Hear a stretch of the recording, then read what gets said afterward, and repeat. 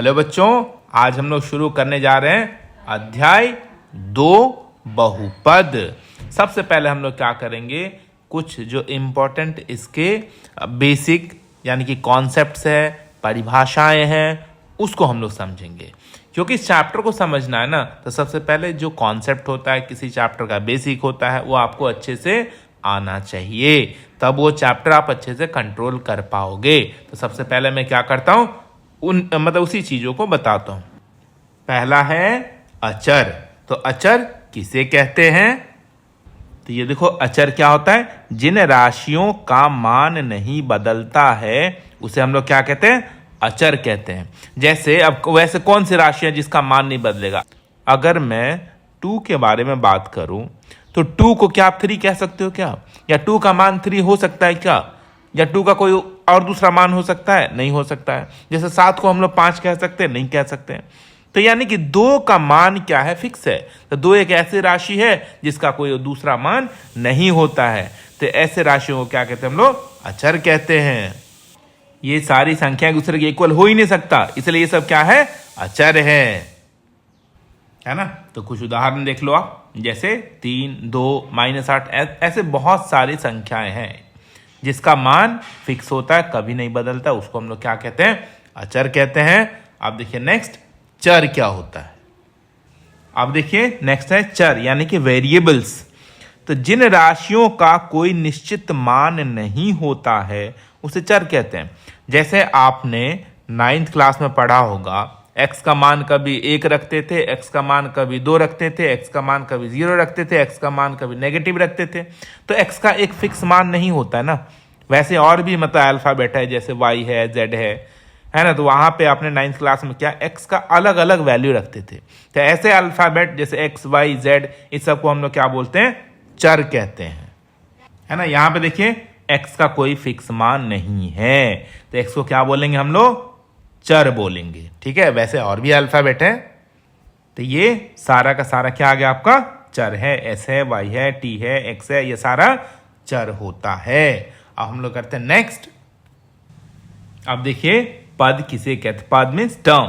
चर तथा अचर के गुणनफल को पद कहते हैं। मतलब इधर से अचर इधर से चर, दोनों को गुणा कर लीजिए। जैसे 3 गुणा में x हो गया 3x, 2 गुणा में x हो गया 2x। तो वैसे करके ये जो मिल रहा है ना गुणनफल, उसी को हम लोग क्या कहते हैं?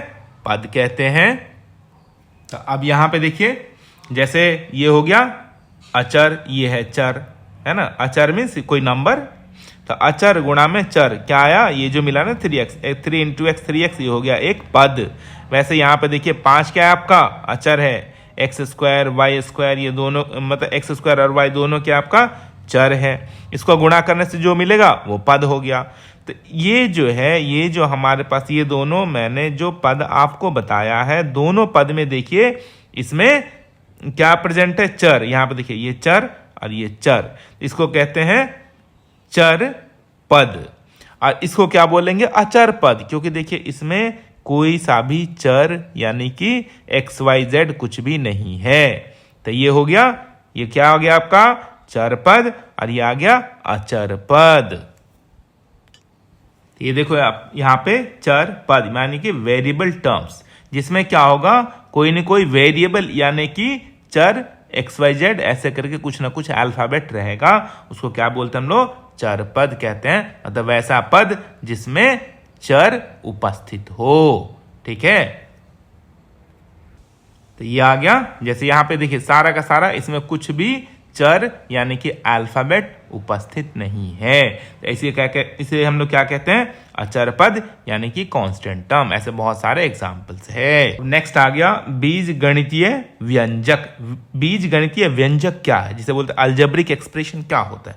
मेरे बच्चों देखो, ये सारा डेफिनेशन बहुत इंपॉर्टेंट है, ठीक है। यही सब बेसिक है और ये आपको जानना बहुत जरूरी है, ठीक है। इसलिए सारे डेफिनेशंस को अच्छे से आप सुनो, इसे लिख भी लो आप, ठीक है,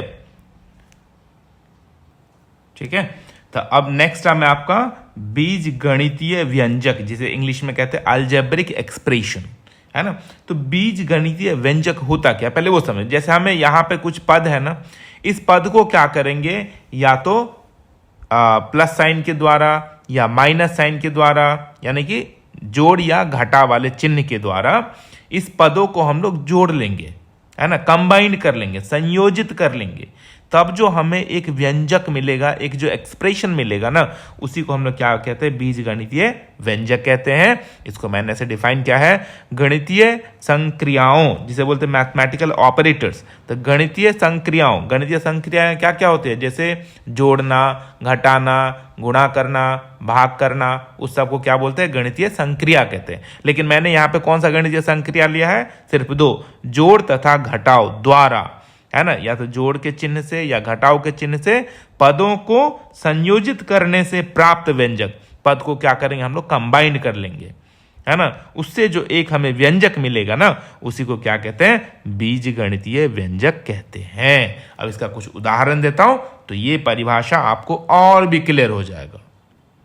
जैसे यहां पे देखो उदाहरण में, जैसे मैंने क्या लिया यहां पे, ये देखिए 3x² है, फिर 8x है, फिर -9 है। तो ये पहला पद हो गया, ये दूसरा पद है, ये तीसरा पद है। उस पदों को किससे हमने संयोजित किया है, प्लस से या माइनस से। तो इसी को क्या बोलेंगे हम लोग, अलजेब्रिक एक्सप्रेशन, यानी कि बीजगणितीय व्यंजक कहते हैं। इसी को कहते हैं बीजगणितीय व्यंजक, जहां पे हम लोग पद को प्लस साइन या माइनस साइन से क्या करेंगे, कंबाइंड कर देंगे। ठीक है, और भी उदाहरण लिख देता हूं मैं। और इसमें एक चीज और ये ध्यान रखिए, इस दोनों पद में देखिए आपको चर है, ये x और x, ये चर है, इसको बोलते चर पद। लेकिन इसमें देखिए कुछ भी चर नहीं है, तो ये क्या होता है, अचर पद। तो ये सारा का सारा क्या है, बीजगणितीय व्यंजक के उदाहरण हैं। ठीक है, तब आपको समझ में आ गया कि बीजगणितीय व्यंजक होता क्या है। जब पद को क्या करेंगे हम लोग, ये पद है ना, ये सब पद है, पदों को प्लस या माइनस साइन के द्वारा क्या करेंगे, उसको संयोजित करेंगे।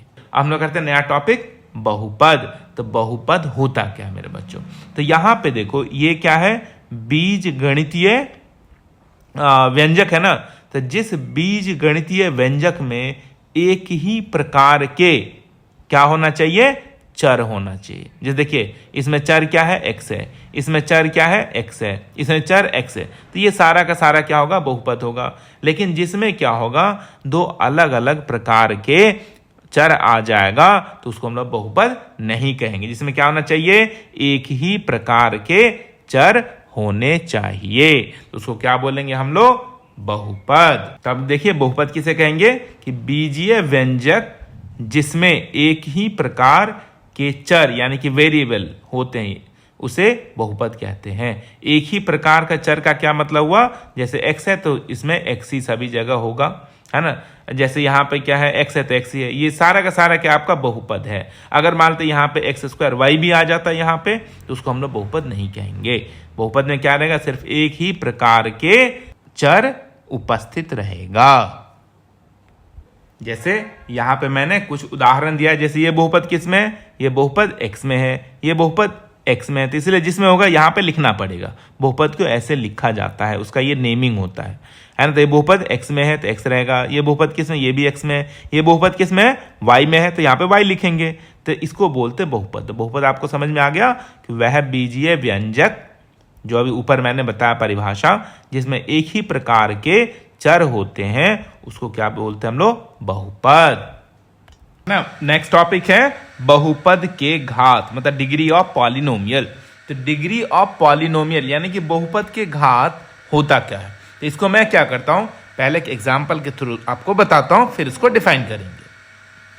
यहां पे देखिए मैंने एक उदाहरण लिया है, ये पॉलिनोमियल किसमें, एस में है ना, एस में पॉलिनोमियल है।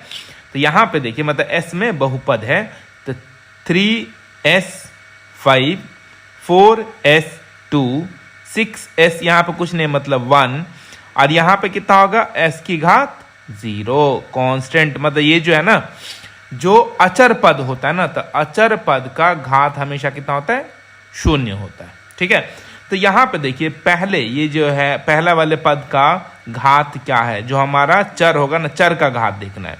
दूसरे वाले पद का घात देखिए 2 है, तीसरे वाले मतलब पद का घात 1 है, चौथे वाले मतलब लास्ट वाले पद का घात कितना है, 0 है। तो ये जो आपको मैंने घात दिखाया, 5 है, 2 है, 1 है, 0 है, जो सबसे ज्यादा कौन से टर्म का है, पहले टर्म का। तो इसी को हम लोग क्या कहेंगे, इस बहुपद का घात कहेंगे। यानी भी किसी भी पद के जो सबसे ज्यादा घात होती है उसी घात को उस बहुपद का घात कहते हैं। तो यहां पे देखिए क्या होगा, किसी भी पद के अधिकतम घात को उस बहुपद का घात कहते हैं। तो इस बहुपद का घात कितना, 5। ठीक है, ऐसे मैं कुछ और उदाहरण देता हूं। तो यहां पे मैंने कुछ उदाहरण दिया है। जैसे देखिए पहला बहुपद है 9x³ - 3x² + 8। दूसरा बहुपद हो गया, सभी बहुपद मैंने यहाँ पे कुछ उदाहरण दिया है। ठीक है, तो अब यहाँ पे बताइए इस बहुपद का घात क्या है। तो सबसे ज्यादा वाला घात देखना है, वो भी किसका, चर का, है ना। तो कितना, 3 है। यहाँ पे देखिए सबसे ज्यादा यहाँ पे ये इसमें घात हो गया 3, ये 300 और ये हो गया 2 और यहाँ पे कुछ नहीं मतलब 1 है ना। तो इसमें सबसे ज्यादा पावर कितना, 3 है ना। तो पहले वाले बहुपद का घात हो गया 3। दूसरे में ढूंढिए, यहाँ पे देखिए ये 100 है, ये 300 है और यहाँ पे अचर पद का घात हमेशा 0 होता है। तो सबसे ज्यादा 300 है ना, तो इस मतलब बहुपद का घात कितना, 300 है। इसी प्रकार इस बहुपद का घात देखिए 2 है मैक्सिमम। इस बहुपद का घात यहाँ पे देखिए 1 है और यहाँ पे कितना है, इसका घात कितना होगा, 0 ना। तो मैक्सिमम कितना है, 1। तो इसका घात 1 है। तो इस तरह हम लोग बहुपद का घात पता लगाते हैं। ठीक है, standard form of a polynomial. तो इसको मैं डिफाइन कर देता हूं, फिर एग्जाम्पल के थ्रू और अच्छे से समझाता हूं। तो देखिए मानक रूप क्या होता है, जब बहुपद के पदों को उसके घात के अनुसार आरोही क्रम यानी कि असेंडिंग ऑर्डर या अवरोही क्रम या डिसेंडिंग ऑर्डर में लिखा जाता है तो इसे बहुपद का मानक रूप कहते हैं। अब इसका उदाहरण देखिए, जैसे इस उदाहरण पे विचार करिए, ये स्टैंडर्ड फॉर्म में है या नहीं। तो ये स्टैंडर्ड फॉर्म में नहीं है, क्योंकि यहां पे देखिए ना तो ये आरोही इसका जो डिग्री है देखिए यहाँ पे 1 है, यहाँ पे इसका डिग्री कितना होता है, 0 होता है। तो यहाँ पे देख रहे हैं कि डिग्री क्या है ना ही आरोही क्रम है ना अवरोही क्रम है। देखिए 3, 10, 1, 0 है ना। ये पहले क्या होना चाहिए, हाईएस्ट डिग्री, जिसकी घात ज्यादा है उसको पहले लिखना है, उसके बाद उससे कम वाले, फिर उससे कम वाले, फिर उससे कम वाले। तो स्टैंडर्ड फॉर्म यानी कि ये मतलब मानक रूप में नहीं है। ये कैसे आएगा, जब हम इसको क्या करेंगे, घात के हिसाब से मतलब आरोही क्रम या अवरोही क्रम में व्यवस्थित करेंगे, है ना। अब ये मानक रूप में आ गया, देखिए 10, 3, 1, 0 है ना। तो ये मानक रूप में है, ये मानक रूप में नहीं है। ठीक है, तो स्टैंडर्ड फॉर्म यानी कि बहुपद का मानक रूप पता चल गया। ठीक है, अब हम लोग करते हैं एक बहुत ही इंपॉर्टेंट नोट है, वो मैं लिख देता हूं। एक बहुत ही इंपॉर्टेंट नोट है, यदि किसी भी बीजगणितीय व्यंजक के पदों की घात ऋणात्मक या भिन्न के रूप में हो तो वह बहुपद नहीं होता है। जैसे मान लेते यहां पे देख रहे हैं ना, यहां पे क्या है कि जितने भी पदों की घात देख रहे हैं सब क्या है, एक कोई भी पूर्ण संख्या होनी चाहिए इसकी घात। अगर घात किसी भी पद का अगर ऋणात्मक हो गया, अगर भिन्न के रूप में आ गया तो उसको हम लोग बहुपद नहीं मानेंगे। उदाहरण के थ्रू बता तो आपको, तो यहां पे मैंने कुछ उदाहरण दिया है। जैसे यहां पे देख क्लियर है, यहां पे इस पद की घात क्या है, -3, मतलब ऋणात्मक हो गया ना, तो इसको बहुपद नहीं कहेंगे। यहां पे देखिए इसमें भी क्या है, घात हाफ है ना।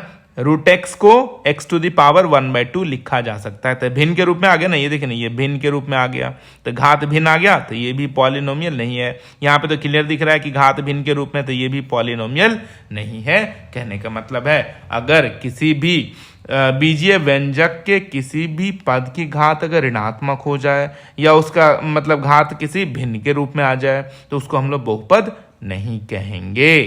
ठीक है मेरे बच्चों, ठीक है। तब तक के लिए मेरे बच्चों बाय बाय, खुश रहिए, जय हिंद।